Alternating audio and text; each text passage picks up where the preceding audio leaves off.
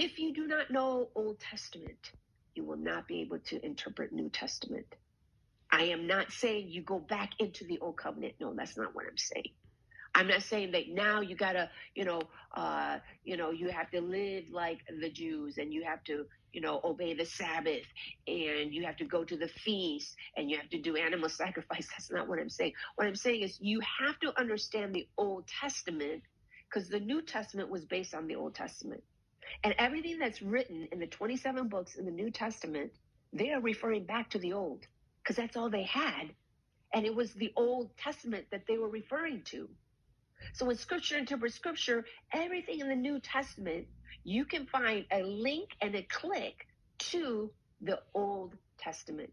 The reason why people are creating fantasies and mythology and legends over the New Testament is because they don't know the Old Testament. So they're just pulling things out of the air. They're just trying to, make sense of it for right now, and they're creating all kinds of doctrine out of it. That's not how you read the Bible. The New Testament has all these links to the Old Testament. You have to know that.